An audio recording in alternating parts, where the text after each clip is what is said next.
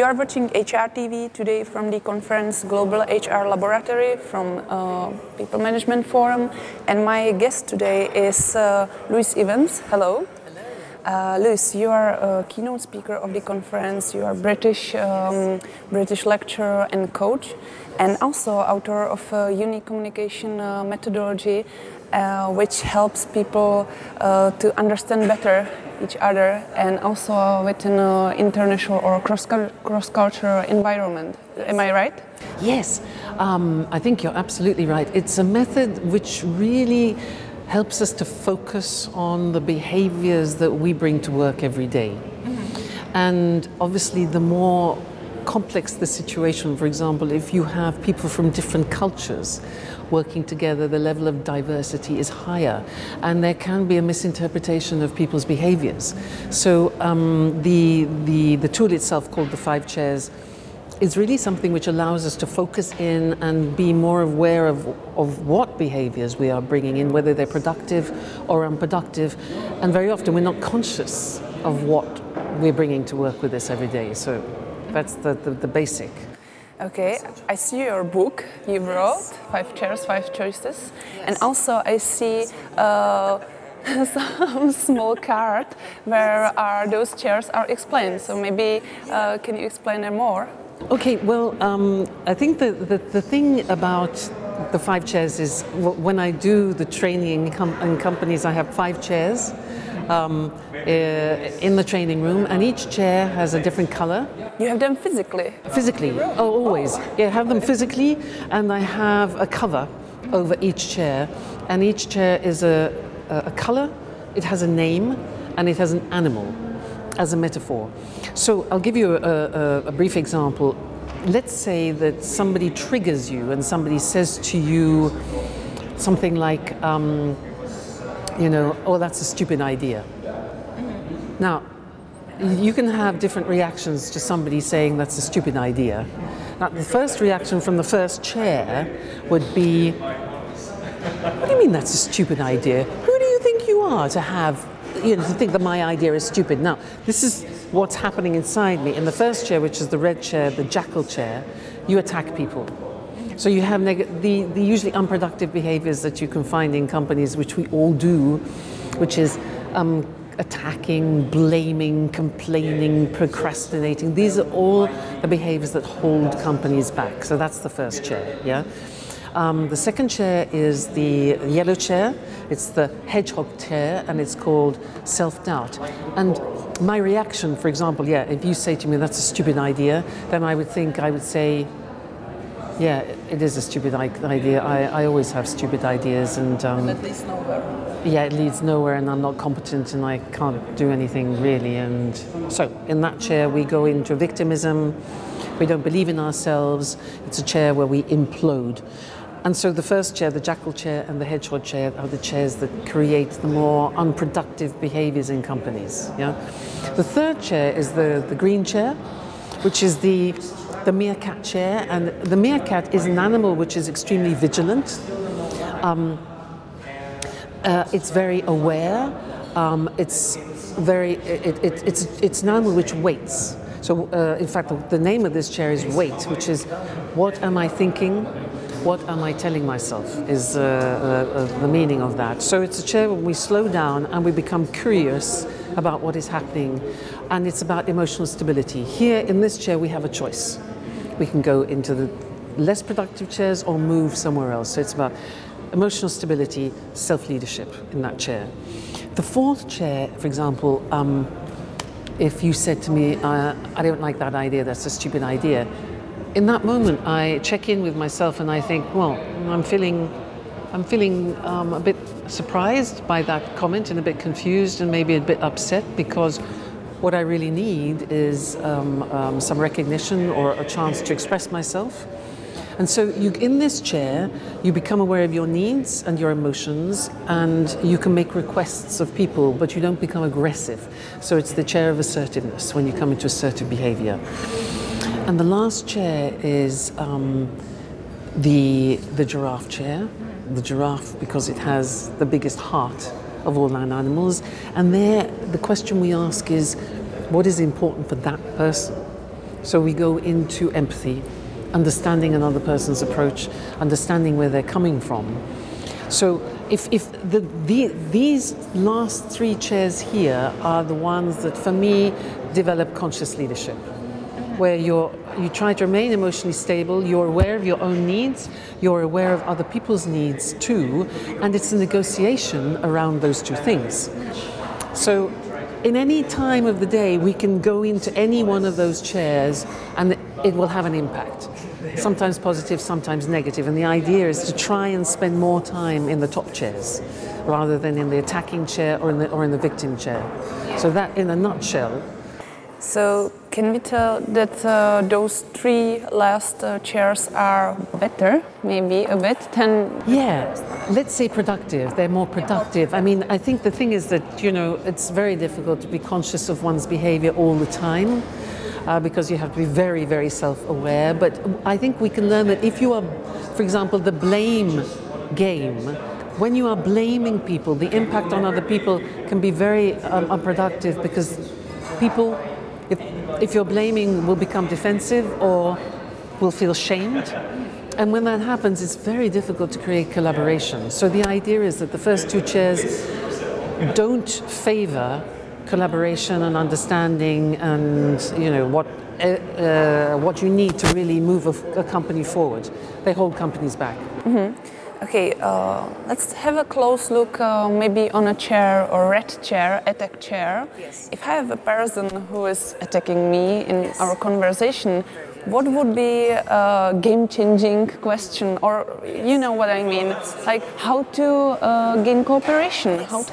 Exactly. So if you say to me, well, that's a stupid idea. Now, I mean, the first reaction could be, who do you think? If you're in the giraffe chair, the first reaction would be, oh, that's interesting. I wonder what it is about my idea that doesn't ring true to that person. I become interested in what part of my idea is not working for you. So instead of judging you with your statement, I become curious and I would maybe ask the question, so that's a stupid idea. And I could say, well, I can see you're upset by something that I said. Well, what is that exactly? Tell me, I'm interested. What is it about my idea which doesn't suit your purposes? So I stay in the curiosity and I link to the emotion because there's some validity behind that emotion. If you're in any way upset with me, I need to know that and understand why so that then we can negotiate the idea in a different way. Does that make sense? It's not easy to do because the first thing when we are attacked, the first thing we want to do is attack back or collapse. But it's about saying, okay, let's try and understand more about where the emotion is coming from. Mm-hmm. I'm thinking about one thing, like if we have maybe on a meeting where are about 20 people in one room, yes, and everyone sits on different chair, yes, or chair. Yes. How to react? How to manage it? How to manage it? Yeah. Well, for example, if you've got somebody over there who's being a jackal, then I mean, a leader needs a very high sense of awareness, not only self-awareness but other awareness. If somebody is maybe criticizing or somebody is dominating the meeting or judging another person, you need to address the behavior. And I think in situations like this, if somebody is attacking, you could say something like that. I can see that there's something in you that is reacting to what is being said. I wonder if we can talk about what that is at the moment, because the way you are, the language you're using at the moment is not very productive for the atmosphere in the meeting. So I'd like to understand what's behind what you're saying. If somebody is not talking at all, they're usually in the hedgehog chair. So then it's about, maybe I would love to know what your opinion is here. I haven't heard from you yet, and you pull them out. I think it's our responsibility as leaders to be very aware of the needs of the team, because people have different characters, etc. So we tone down the volume here. We bring awareness to other people of what impact that they are having on other people in the meeting, so that the meeting doesn't become toxic. Mm-hmm. Does it work in the same way, talking about personal communication and also online communication, maybe through email? And if I have colleagues, maybe in China, and I'm sitting here in Czech Republic, is the same? Absolutely. I think even more so when communication is virtual, it's very risky because we lose all of this information. So I live in Italy, and the Italians are very emotional and very verbal, etc. And when there can be big misunderstandings, for example, when the Italians work with the Germans who tend to be more to the point, more direct, and can be perceived by the Italians as being rude.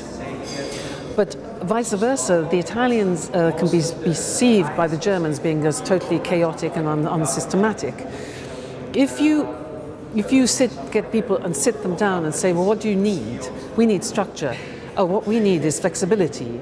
As soon as people understand what cultural needs are, you can see the positive side to it. And in fact, some of the most powerful teams I've ever been working with were the Italians and the Germans, for example, together, because they complete each other if they build trust, because they're recognizing and understanding each other's needs. And it's the same when you're working with the Asians. What do they need? What makes them feel comfortable? So how can we make them feel comfortable so that they open up to us so we can build trust? After that, then we can push our agenda when the trust has been built. Mm-hmm. How usually your clients react when they are familiarized with this methodology? What changes in their minds and what they are saying? The feedback that I get is they're much more sensitive towards one another. I mean, very often when I work with teams, when I go in, there's a lot of judgment of each other because often in a management team you get heads of department. So, you know, with the heads of department, you might have marketing against sales and production against logistics.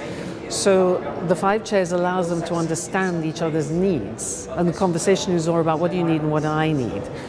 So they also tell me that it's easier for them to give feedback when they misbehave, because they can say things like, well, what chair are you in at the moment? Or, you know, well, that was a bit jackal, and what's the giraffe solution here? So it becomes like a language of a culture. And I think that's one of the big missions of the 5 chairs, is to help people be able to, number one, become aware of the impact they're having as individuals, but then to talk to each other about behaviors, very often after meetings. Some executive teams that I work with actually have I use puppets in the training room of a jackal and a giraffe. They have them in the training room, I mean in the meeting room. And they do afterwards, they say, well, after the meeting they assess how the emotional or the effectiveness of the human factor of the meeting, how that went. Because the more productive you are, the more you're understanding and empathizing, the more work you get done. Because these red behaviors, the jackal behaviors, block collaboration. So everything is much slower. Mm-hmm. I have maybe one harder question on you at the end of our interview, and it is if you would get any communication tip for our publicum, what would you say? A communication tip. I love that. I think for me, one of the biggest steps to moving towards more inclusive leadership is reducing your judgment of people. And I think if all of us can track our minds and just be aware of how much we are judging people and situations all the time, and actually become just a little bit more curious about why things are happening. Because when we're judging, it's about I know best. About being more curious about other people's approach. That is the beginning of another world. So just watching this, oh, that was a judgment. Let's be a little bit more curious, and things will change. So that's the top tip. Liz, thank you for our nice interview. Enjoy the rest of the conference. Thank you very much. It's been a pleasure talking to you. Time. Great. Thank you. Thank you. Thank you. Bye.